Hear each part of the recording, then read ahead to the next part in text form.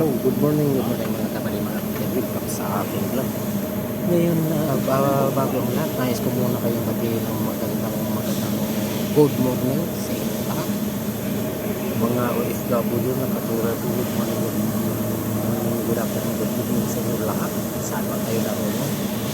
Luzon, Visayas at Mindanao, good morning, good afternoon, good evening sa inyo lahat, mga kapatid, mga friends, followers, FB friends, good morning sa inyo lahat. Ngayon sa umaga ito mga kapatid, meron tayong gagawin. Isang yung jack ang gagawin natin yung airbag mga kapatid.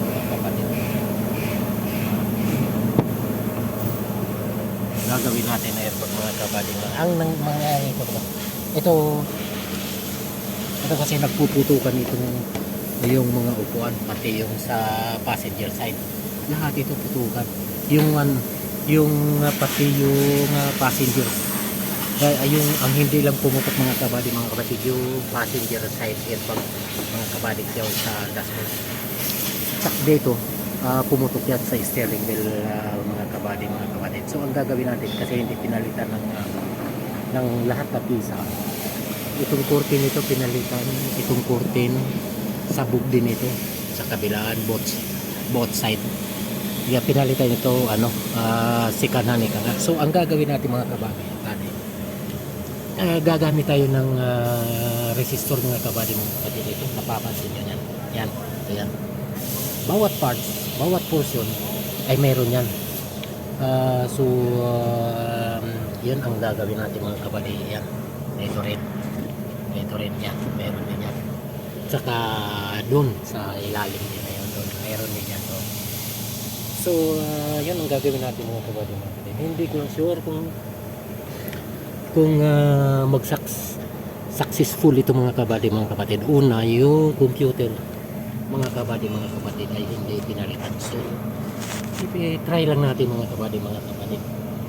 Kung anong hihingiin o sasabihin ng mahiwaga natin rebook mga kapatid, kung anong sasabihin dito sa mahiwaga natin rebook mga kapatid, dito yun ang ating susundin. Pero sa ngayon, try muna natin. Ito, naka-ready ng ating paghinang mga kapatid.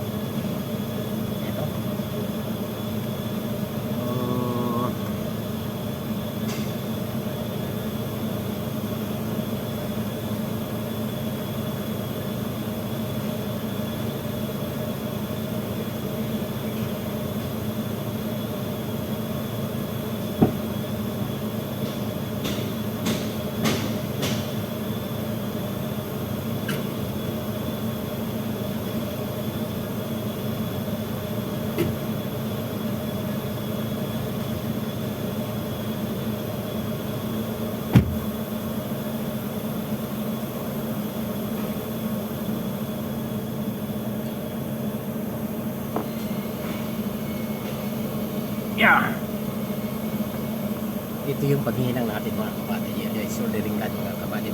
Actually hindi ito Japan din siya, pero hindi ko type ang ganitong style. Yung dating ginagamit ko, yung maganda yun. Yan ang tawag na soldering gun mga kapatid. Soldering gun yan, parang style na gun talaga mga kapatid. Dada electronics yung mga kapatid. Ay, papagdaga na lang natin ito. So ito, kung ano sasabihin sa mahiwaga natin rebook dito mga kapatid, yun ang ating susundin mamaya. In the meantime, dito muna tayo. At least matapos natin yung dito,